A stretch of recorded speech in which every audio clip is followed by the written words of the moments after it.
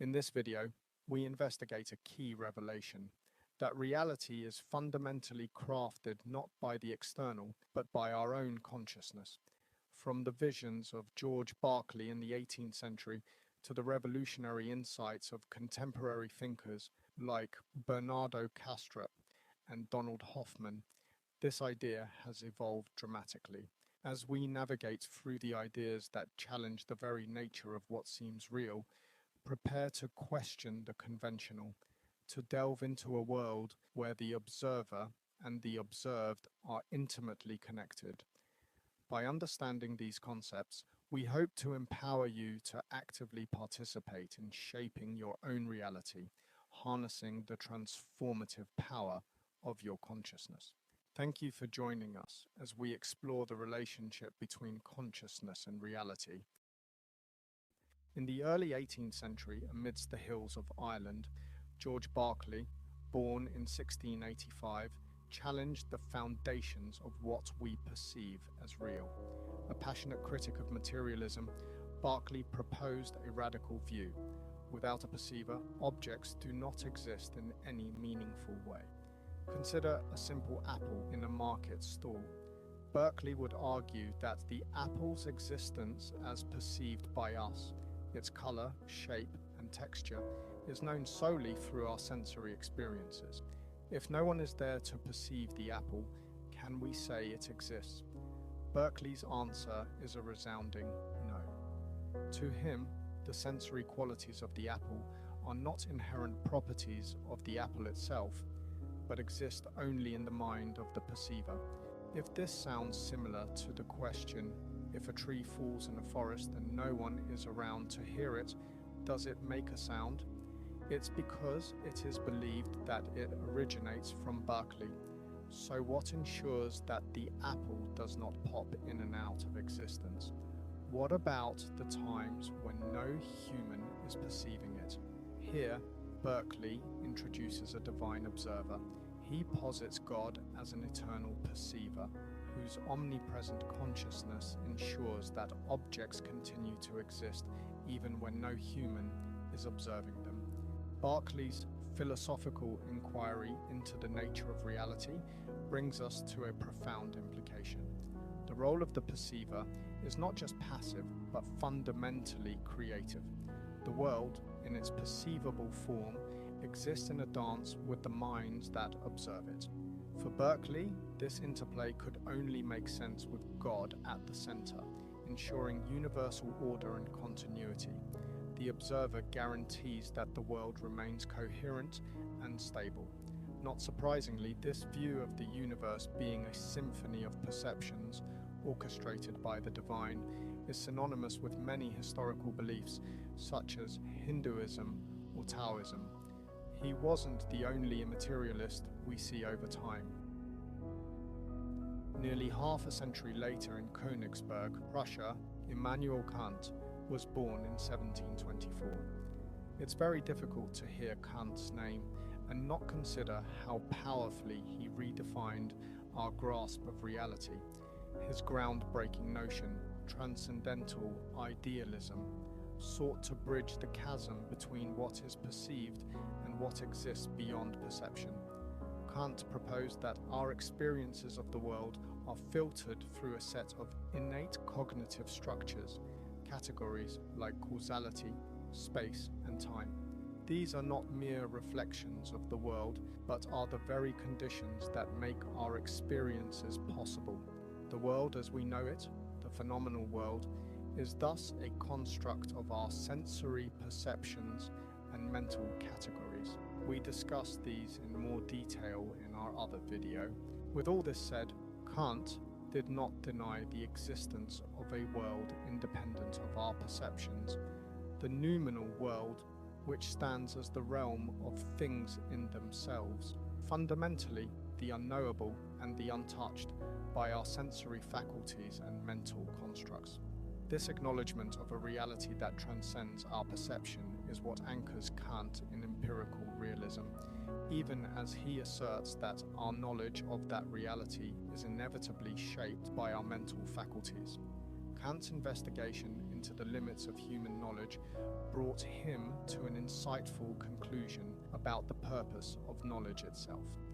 He argued that the ultimate aim of acquiring knowledge is not merely to apprehend the empirical world, but to understand the conditions of possibility for experience and knowledge. This understanding empowers us to navigate the world more effectively, recognizing the limits of what we can know while striving to expand the boundaries of our understanding. Thus, for Kant, the pursuit of knowledge serves a dual purpose. It enables us to operate within the empirical limits of the phenomenal world, while also urging us to ponder and respect the mysteries of the noumenal world, forever reminding us of the depth and richness of reality beyond the reach of our senses and reason. Through his doctrine of transcendental idealism, Kant invites us to view ourselves as both participants in and observers of the world, a dual role that challenges us to question the very nature of reality and our place within it. Moving forward into the early 19th century, we are met with Georg Wilhelm Friedrich Hegel, who was born in Stuttgart, Germany in 1770. Hegel's philosophy is marked by its depth and ambition, seeking to explain the entirety of reality through his dialectical method and the concept of absolute idealism. Hegel's dialectical method is a dynamic process of thesis, antithesis, and synthesis. It describes how contradictions inherent in any given state of affairs, that is the thesis, inevitably generate their opposites, that is the antithesis. This leads to a higher state of understanding, this being the synthesis. This process, Hegel argues, is not just a logical tool, but the fundamental way reality unfolds and progresses. At the core of Hegel's thought lies absolute idealism, which posits that all reality is an expression of the absolute spirit, or Geist. This spirit is not a supernatural entity, but the essence of reality itself, manifesting through nature, human history, and ultimately consciousness. This complements his dialogue on the historical development of consciousness, which he explores in his Phenomenology of Spirit. He traces the evolution of human consciousness from basic sensory perception to higher levels of rational and ethical awareness.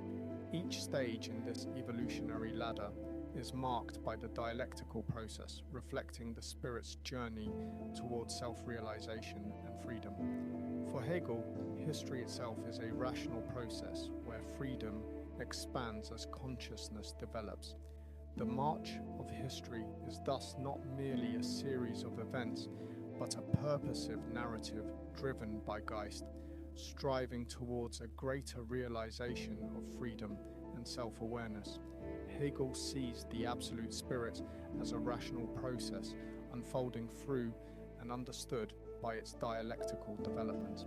Although it is outside the scope of this video, we can see how in Hegel's philosophy, language emerges not merely as a tool for communication, but as a vital medium through which the absolute spirit manifests and realizes itself.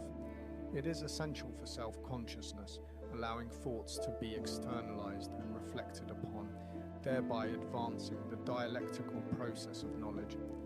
As a vehicle of culture and history, language transmits the achievements and consciousness of a culture, shaping the collective mind in the unfolding of the absolute. Through articulating reason and structuring societal norms, language actively shapes human cognition and societal structures. Thus, in Hegel's vision, language is fundamental in bridging individual consciousness with universal reason. We'll be exploring this further in other videos, so please subscribe and hit that alert button. A key idea Hegel is known for in the modern world is the notion of the unity of subject and object. Hegel proposed that the highest level of philosophical understanding is transcending the separation between the knower, that is, the subject, and the known, that is, the object. In this state, the mind fully recognizes that what it perceives as external reality is fundamentally its own content, thus achieving what Hegel calls absolute knowledge. He best expressed this when he said in his book Phenomenology of Spirit, self-consciousness exists in and for itself when and by the fact that it so exists for another. That is, it exists only in being acknowledged. In conclusion, Hegel's philosophy offers a comprehensive framework in which every aspect of reality, natural, human, and spiritual, are intimately connected into a single narrative of progress and realization. His vision of absolute idealism reveals a world where the mind and reality are not separate but are united in the ongoing dialectical process of becoming. These challenges to the physicalist worldview still dominate our contemporary world. Bernardo Castro stands out with his persuasive critique and alternative philosophy known as analytic idealism. This framework is not just a theoretical construct, but is grounded in empirical evidence and philosophical rigor. Analytic idealism posits that consciousness is the fundamental essence of existence, contrary to physicalism, which asserts that consciousness emerges from physical processes. Castro argues that all physical entities and phenomena are manifestations within consciousness. This perspective is supported by empirical observations from quantum mechanics, where phenomena like wave function collapse suggest that particles do not have definitive states independent of observation. Diving deeper into Castro's philosophy, we encounter the concept of metaphorical schizophrenia. This metaphor is used to explain how the universal consciousness, or mind at large, experiences itself subjectively through multiple centers of awareness. Much like in dissociative identity disorder, where a single individual may manifest multiple distinct personalities, the universe's single consciousness manifests as myriad individual entities, each with its own subjective experience. In this framework, the idea of mind as the ground of being is central. Castro suggests that all of existence is essentially mental. Every tree, rock, and creature we perceive is an expression of the universal mind's internal experiences. This radical viewpoint turns the conventional materialist view on its head, proposing instead that the universe itself is akin to a dream or shared hallucination, sculpted not out of matter but out of mind. Through this, Castro challenges our understanding of consciousness, urging us to reconsider our most fundamental assumptions about what is real and how we come to know it. It's difficult to discuss the fundamental assumptions about reality without encountering Donald Hoffman. Donald Hoffman is a pioneering cognitive psychologist whose interface theory of perception challenges our traditional views of reality. His theories provide a radical new perspective on how we perceive. Using one of Hoffman's analogies, he suggests that our perceptions of the world, trees, cars, stars, are akin to icons on a desktop interface. These icons don't represent the files themselves, but provide a simplified and useful way to interact with them without revealing the complexity of the computer's software. Similarly, the objects we perceive in our world are not depictions of an objective reality, but rather user-friendly interfaces that hide the true complexity of whatever lies beyond. This interface is shaped by evolutionary pressures, which favor fitness over truthful perception. According to Hoffman, our ancestors who saw reality as it is were outcompeted by those who perceived only what was necessary for survival, such as food or reproduction. This theory is supported by numerous simulations using evolutionary game theory, showing that perceptions tailored for fitness lead to greater reproductive success. Hoffman extends his theory to include multiple conscious agents, proposing that what we perceive as a shared physical world is actually a network of intersecting personal realities, created and sustained by consensual agreements among overlapping sets of conscious agents.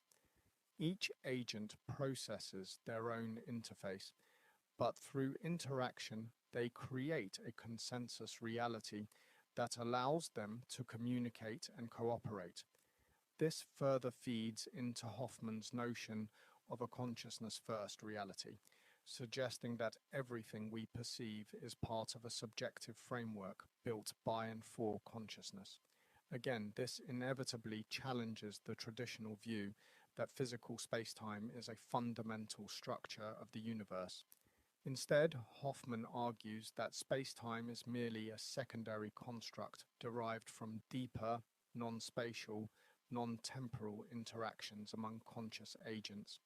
Currently, Hoffman is working on a formal theory to map outside spacetime. His work seeks to uncover the pre-spacetime realm from which spacetime is emergent.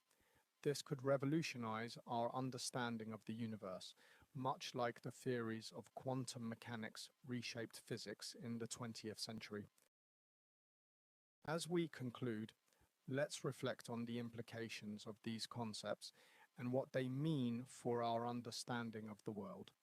We can see how, throughout history, intellectuals have proposed that reality is not external, but fundamentally made of consciousness itself. This notion has evolved from philosophical speculation to a hypothesis increasingly explored through empirical science.